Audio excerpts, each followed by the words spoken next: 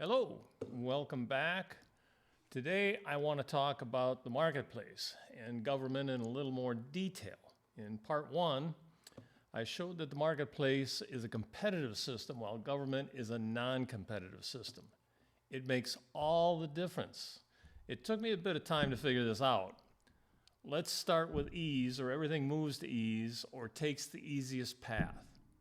To describe human existence as brutal is probably too kind. When we started 250,000 years ago, we didn't know anything about the world. It was just a daily struggle just to survive. Life was short and generally unpleasant. As the years passed, as we learned more about how nature mechanically worked, things became easier.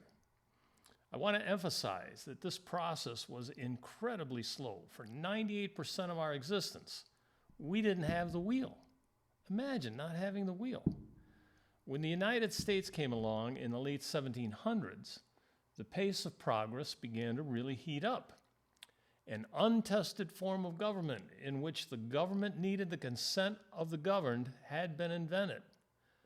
Because the government was limited in what it could do, the marketplace was allowed to work. The magic of competition was unleashed. Products got better while prices went down. Competition forced waste reduction. Those who didn't or couldn't compete went out of business. In 60 years, the United States became one of the richest countries in the world. In comparison to today, life was still really tough. But compared to previous generations, life was pretty darn good, easy in comparison. That's why immigration to the United States exploded. Prosperity is created through the marketplace, a competitive system that automatically reduces waste, which in turn makes life easier. The end of freedom is when the tables turn and a country is no longer based on the consent of the governed, but rather on the permission of the government. Let's take a look at government. The job of government is to make and enforce laws. The natural tendency of people is to resist and try to get around new laws. The response of government is typically more laws and harsher enforcement. We have to remember that government is an invention. Government does not occur naturally. Ironically, government has to be singular, meaning there can't be competition. So a significant amount of money we send to government is necessarily wasted, as there is no mechanism to reduce waste. The more we send government, the more is wasted. The more that is wasted, the more that is needed.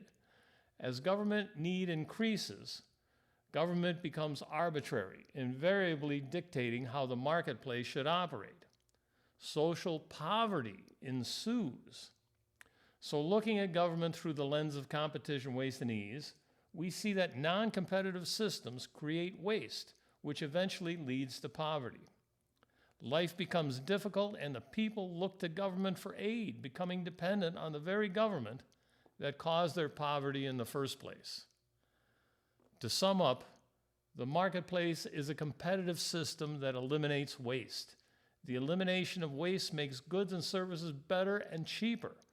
Life becomes easier and social prosperity is created. Government, a non-competitive system, necessarily creates waste, which leads to dependency and poverty. Life in a non-prosperous country is always difficult. Forget left and right.